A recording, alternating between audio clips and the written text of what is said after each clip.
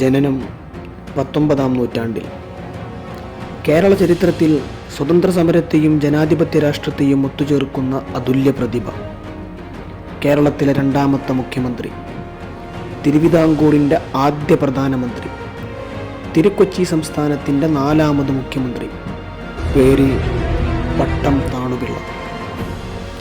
കേരളത്തിലെ ആദ്യത്തെ നിയമസഭാ പോരാട്ടത്തിൽ തിരുവനന്തപുരത്തു നിന്നും സോഷ്യലിസ്റ്റ് പ്രജാ പാർട്ടിയുടെ സ്ഥാനാർത്ഥിയായി തിരഞ്ഞെടുക്കപ്പെട്ടു.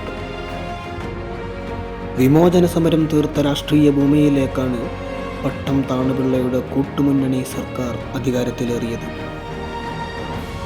ഇന്ത്യയിലെ ആദ്യത്തെ കമ്മ്യൂണിസ്റ്റ് സർക്കാരായിരുന്ന EMS ഗവൺമെൻറ്റിനെ പിരിച്ചുവിട്ട് രാഷ്ട്രപതി ഭരണത്തിന് ശേഷം 1960 നടന്ന തെരഞ്ഞെടുപ്പിൽ ഒറ്റയ്ക്ക് മത്സരിച്ച കമ്മ്യൂണിസ്റ്റ് പാർട്ടിയെ കോൺഗ്രസും PSPയും മുസ്ലിം ലീഗും ചേർന്ന സഖ്യം തകർത്തുവിട്ടു.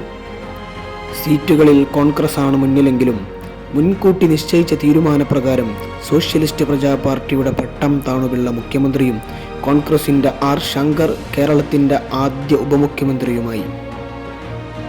50 വർഷത്തെ സംഭവബഹുലമായ രാഷ്ട്രീയ ജീവിതത്തിൽ കേരള മുഖ്യമന്ത്രിയായും പഞ്ചാബിലെയും ആന്ധ്രയിലെയും ഗവർണറായും സേവനമനുഷ്ഠിച്ചു.